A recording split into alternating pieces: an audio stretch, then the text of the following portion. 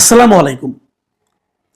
প্রিয় দর্শক, আমাদের অন্তর্বর্তীকালীন সরকারের প্রধান উপদেষ্টা ডক্টর মোহাম্মদ ইউনূস আজ তার যে ভেরিফাইড ফেসবুক পেজ, মানে chief adviser government of Bangladesh, এই শিরোনামে যে ফেসবুক পেজটা আছে, সেখানে উনি একটা পোস্ট দিয়েছেন এবং আমার কাছে মনে হয়েছে এটা খুবই একটা গুরুত্বপূর্ণ পোস্ট। প্রধান উপদেষ্টা নিজে জনগণের সঙ্গে তার মত বিনিময়ের জন্য যে ফেসবুক সোশ্যাল মিডিয়া যে মাধ্যমটা বেছে নিয়েছেন, এটা আমার কাছে খুব ভালো লেগেছে।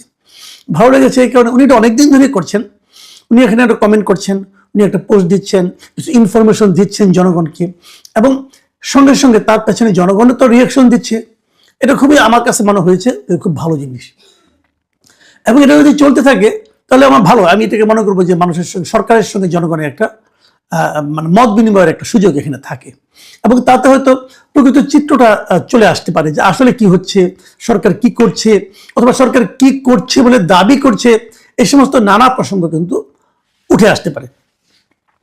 তো আমি আজকে যে পোস্টটা নিয়ে কথা বলতে চাই, সেই পোস্টটাতে উনি যে কাজটা করেছেন সেটা হলো, আমাদের এখানে এই দেশে গত এক বছরে, মানে এই ডিসেম্বর 2025 সালে, মানে উনি যে সময়টা পরিপূর্ণভাবে ছিলেন, এই সময়ে সংখ্যালঘু সংক্রান্ত যতগুলি ঘটনা ঘটেছে তার একটা ফিরিস্তি উনি দিয়েছেন, এবং এই লম্বা একটা পোস্ট দিয়েছেন, এবং লম্বা পোস্টের নিচে মূল যে বক্তব্যটা, ওনার যে মূল যে আপনার যে মেসেজটা, সেটা হচ্ছে গিয়ে এই সংখ্যালঘু সংশ্লিষ্ট অধিকাংশ ঘটনায় সাম্প্রদায়িক সহিংসতা নয়, এই হলো তার মূল মেসেজ।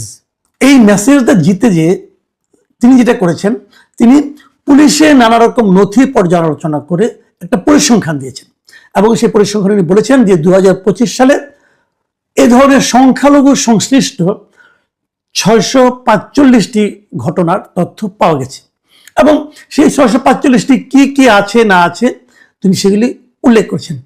এবং উল্লেখ করতে যে উনি যে ব্রেকআপটা দিয়েছেন, উনি ব্রেকআপে বলেছেন যে সাম্প্রদায়িক উপাদান রয়েছে এমন ঘটনা হচ্ছে মাত্র 71টি, মানে 645টির মধ্যে সাম্প্রদায়িক উপাদান রয়েছে এমন ঘটনা 71টি, এবং এই 71টির মধ্যে 38টি ঘটনা হলো মন্দির ভাঙচুর, মন্দিরে চুরি ঘটেছে একটা, হত্যাকাণ্ড হয়েছে একটা, মন্দিরে অগ্নি সংযোগ হয়েছে 8টা, অন্যান্য 23টা।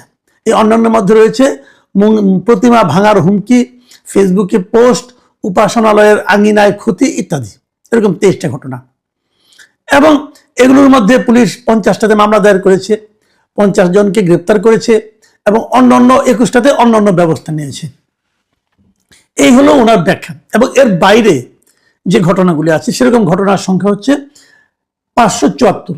এর বাইরে মানে কি, মানে সংখ্যালঘু সম্প্রদায় সংশ্লিষ্ট ঘটনা, মানে কোনো একজন হিন্দু ব্যক্তিকে ধমক দেওয়া হয়েছে, হিন্দু ব্যক্তিকে মারা হয়েছে, এরকম ঘটনার কথা পুলিশের হিসাবে উনি উল্লেখ করেছেন, সেরকম আছে হলো 574টা।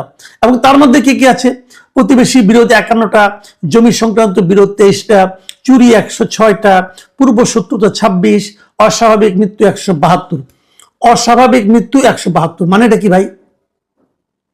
অস্বাভাবিক মৃত্যু জিনিসটা কি বোঝার চেষ্টা করেন। এই অস্বাভাবিক মৃত্যু হচ্ছে 172টা, এরা সবাই সংখ্যালঘু, এবং এটা ওনার বিবেচনায় সাম্প্রদায়িক সহিংসতা নয়। ধর্ষণ 58টা, এটাও সাম্প্রদায়িক সহিংসতা নয় ওনার বিবেচনায়। অন্যান্য হলো 138টা। এই হলো ওনার হিসাব। এবং উনি যে সাম্প্রদায়িক যেটা বলেছেন, মানে মন্দির এবং মন্দির সংক্রান্ত যে ঘটনাগুলি ঘটেছে, কেবল এগুলোই ওনার দৃষ্টিতে সাম্প্রদায়িক ঘটনা। মানে এই ব্যাখ্যা শুনলে না আমি মানে কি বলবো, পৃথিবীর যে কোনো লোক এই ব্যাখ্যা শুনলে পরে তার ভিমরি খাবে। যে মন্দিরে আক্রমণ না হলে, মন্দির সংশ্লিষ্ট ঘটনা না হলে, সেটাকে উনি সাম্প্রদায়িক ঘটনা বলছেন না।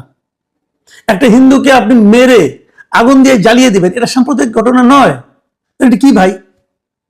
একটা মুসলমানকে পোড়াতে পারতো? একটা মুসলমানকে মেরে আগুন দিয়ে পোড়ানো সম্ভব?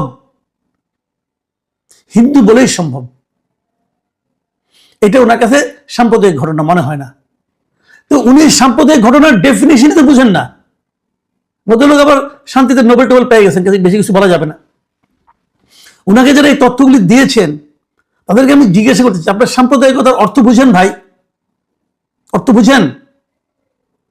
মানে অস্বাভাবিক মৃত্যু হচ্ছে হিন্দুদের, স্বাভাবিক মৃত্যুতে কোনো সমস্যা না, অস্বাভাবিক মৃত্যু হচ্ছে, এটা সাম্প্রদায়িকতা না। তারপরে আপনার হত্যাকাণ্ড হচ্ছে, সাম্প্রদায়িকতা না, এটা কিছু হলো। আপনি একজন লোককে জমি সংক্রান্ত বিরোধে একটা হিন্দু পরিবারকে বাড়ি থেকে উচ্ছেদ করলেন, এটা সাম্প্রদায়িকতা না। তার জমি দখল করলেন, এটাও সাম্প্রদায়িকতা না। ওই লোকটা যদি হিন্দু না হতো তাহলে পারতেন এটা করতে। যাই হোক, আমি আর বেশি কিছু বলতে চাই না, উনি মুরব্বী মানুষ, বয়স্ক মানুষ, তাই ওনাকে আর এত বেশি কিছু বলতে চাই না। আমি কেবল এই ওনার যে পোস্টটা আছে, এই পোস্টের নিচে যে কমেন্টগুলো আছে, অনেকগুলো কমেন্ট ওখানে পড়েছি, এবং সেই কমেন্টের কথা শুনলে আপনারা অবাক হয়ে যাবেন। 466টা কমেন্ট পড়েছে যখন আমি দেখছি, মানে ওনার এই পোস্ট দেওয়ার 5 ঘন্টার মাথায় 466, এবং 49টা শেয়ার হয়েছে, এবং 2300 আপনার বিভিন্ন রকম রিয়াকশন দেখা গেছে। কেউ হাহা দিয়েছেন, কেউ লাভ দিয়েছেন, কেউ লাইক দিয়েছেন, এগুলো দিয়েছেন। ওটার আমি আর মানে আপনার বিস্তারিত বিশ্লেষণে যাচ্ছি না। আমি কেবল ওনার এখানে যে কমেন্টগুলো পড়েছে, আমি সেখান থেকে কিছু কমেন্ট আপনাদেরকে আমি পড়ে শোনাতে চাই। সেগুলো শুনলে আপনি বুঝতে পারবেন মানুষ ওনার এই পোস্টটাকে কিভাবে নিয়েছেন। আমি যেগুলো পড়ছি সেগুলি সবই যে হিন্দুদের তা না, 2-1টা মুসলমানেরও আছে, বাট হিন্দুদেরই বেশি। হৃদয় রায় নামে একজন লোক লিখেছেন, একজন নোবেল জয়ী সরকারে থাকার পরও কেন 38 মন্দিরে ভাঙচুর হবে। আবার রাজীব সরকার লিখেছেন, মন্দির ভাঙছে কাশেম, মামলা হয়েছে আবুল নামের আওয়ামী লীগ নেতার নামে।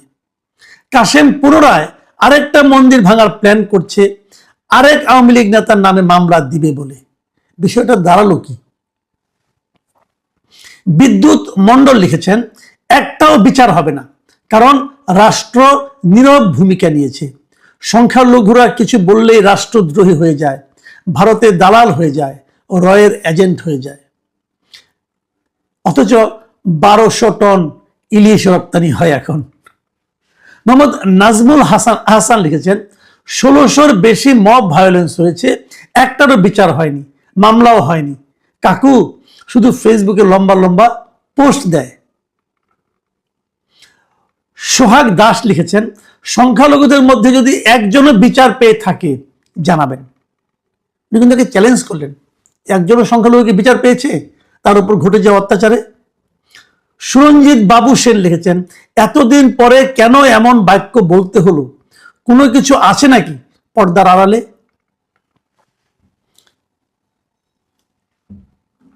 ফ্লুটিস্ট বকুল রায় তিনি লিখেছেন, উনি একটু ডিটেল লিখেছেন, এটাই আমি শেষ মন্তব্যটা একটু পড়তে চাই, যে ডক্টর ইউনূস যে একজন মিথ্যুক এটার প্রমাণ তিনি নিজেই দিলেন। 2025 সালে 645টি ঘটনার মধ্যে শুধু 71টি ঘটনায় সাম্প্রদায়িক উপাদান পাওয়া গেছে বলেছেন ডাক্তার ইউনূস। তার হিসাব হলো মন্দির ভাঙচুরের 38টা মন্দিরের চুরি 1টা, হত্যাকাণ্ড 1টি, মন্দিরে অগ্নিসংযোগের 8টি, প্রতিমা ভাঙার হুমকি, ফেসবুক পোস্ট, উপাসনালয়ের আঙ্গিনায় ক্ষতির মতো 23টি ঘটনা রয়েছে। অর্থাৎ শুধু তিনি বোঝাতে চাচ্ছেন যে মন্দিরে হামলা হলে সাম্প্রদায়িক হামলা, অন্য ঘটনাগুলো যেহেতু মন্দিরের নয় তাই ওগুলো সাম্প্রদায়িক নয়। শুধু 2025 সালের কিছু জনপ্রিয় সংবাদ দেখি। 1, দীপুকে নগ্ন করে অর্ধমৃত অবস্থায় পুড়িয়ে মারা তো মন্দিরে হয়নি।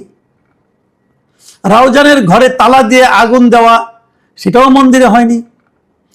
ঝিনাইদহে হাতে লাল সুতা থাকায় ভারতীয় গুপ্তচর বলে গোপাল বিশ্বাস নামে হিন্দু যুবককে মারধর, মন্দিরে হয়নি। রংপুরের গঙ্গাচড়া উপজেলায় হিন্দু সম্প্রদায়ের বাড়িঘর ভাঙচুর, লুটপাট, অগ্নিসংযোগ, এটাও মন্দিরে হয়নি। এর বাইরে অপ্রকাশিত ঘটনা বাদ, এগুলো তো সবাই জানে, এগুলো মন্দিরে বা উপাসনালয়ে হয়নি। কিন্তু ডক্টর ইউনূসের দেওয়া 71টি ঘটনা শুধু মন্দিরের, তার মানে এগুলোকে সংখ্যালঘু নির্যাতন হিসেবে দেখেন না তিনি। দৃষ্টির আড়াল থেকে এরকম অনেক ঘটনা আছে, তাকে প্রধান উপদেষ্টা বলতে লজ্জা করে। এরকম মিথ্যুক একজন বাংলাদেশ পরিচালনা করেন। এই যে বক্তব্যটা আমি পড়লাম, আমি জানি এখানে আবেগ আছে অনেক কিছু, কিন্তু আমার কথা হলো যে ডক্টর ইউনূসের এই তালিকাটা, ওনার নিশ্চয়ই একজন অ্যাডমিন আছেন, উনি তো এগুলো প্রচার করেন।